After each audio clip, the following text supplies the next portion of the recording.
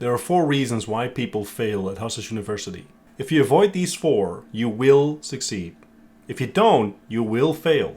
So it probably makes sense to pay attention. 1. A failure to communicate. Plenty of people come into Hustlers University, don't say anything, start going through some of the materials, they get sort of lost, and then they just go quiet. In one of my first jobs, when I worked as a sous chef in a kitchen, we were taught whenever the head chef said something, you would acknowledge it by saying, "Yes, chef." You would communicate to make sure that everyone knew you understand the instructions, you know what you're supposed to do. Because if you're quiet, now we don't know, is he getting it? Is he asleep? Is he confused? I don't know.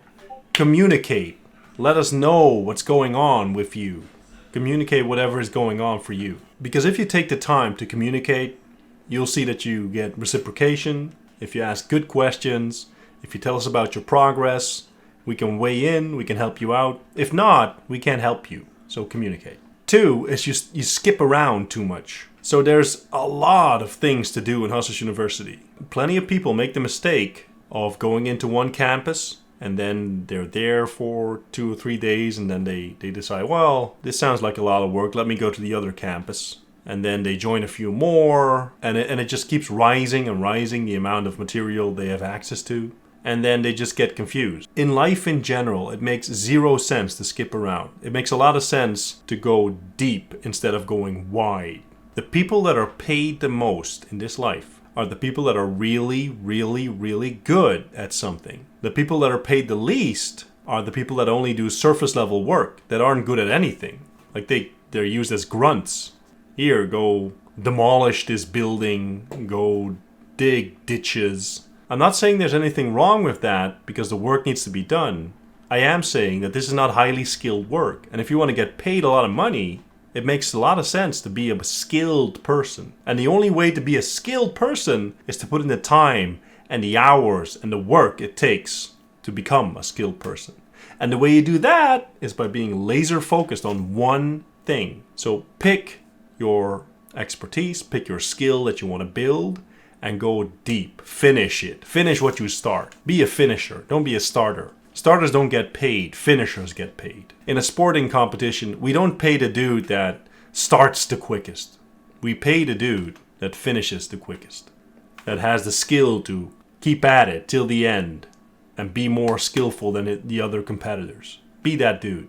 3 is you bring your ego and you come in thinking you know it all. You start arguing with everyone, or you start arguing with professors or apprentices, whatever. And you decide that this is going to be like a penis measuring match. You're going to show how big your thing is and how smart you are and how great you are. And that's just fine. You can come in and you can do that, but you will learn nothing. It makes 0 sense. The way to learn stuff is by letting go of that and assuming you come in and you don't know anything.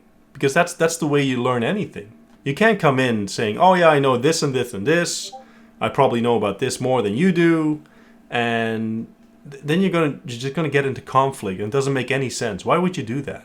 Why would you join something just to show your perceived superiority over whoever's in there? It's weird, but it happens a lot. That's why I cover it. Don't bring your ego. Leave your ego at the door, and let's wait with the ego until that's appropriate. And 4 is somewhat related to 3, but if you don't take criticism well, like if you have a chip on your shoulder and you can't handle it when someone tells you that your stuff is shit, or your opinion is dumb, or it's invalid, or your reasoning is weak, or your question isn't thought through, well, then you're going to have a bad time. The professors are people that are quite accomplished in their area of expertise. They're all men, and they will treat you like men, like fellow tribe members. And this means that we won't be using any kiddie gloves. We'll treat you like an adult. And I don't care how old you are, because I keep, when I do this, people keep telling me, yeah, but I'm young, or I have this disability, or I'm just dumb, I don't understand. I don't care about any of that.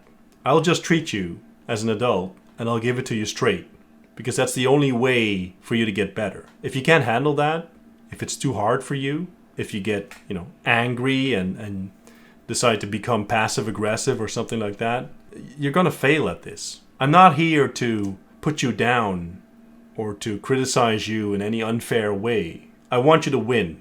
I want you to succeed. I want you to do well. I want you to crush it in here. But I'm not going to treat you with the velvet gloves. And this is not a safe space. This is a place where I want you to do well. And if necessary, I will be hard on you. And all of the other professors are the same way. Take the criticism in stride. Let's all become better. So the main thing you should take away from this is communicate. Don't skip around. Focus on one thing and get really good at that. Leave your ego at the door and take criticism as a man. If you do all those 4 things, you're going to succeed at this, and I'll see you at the top.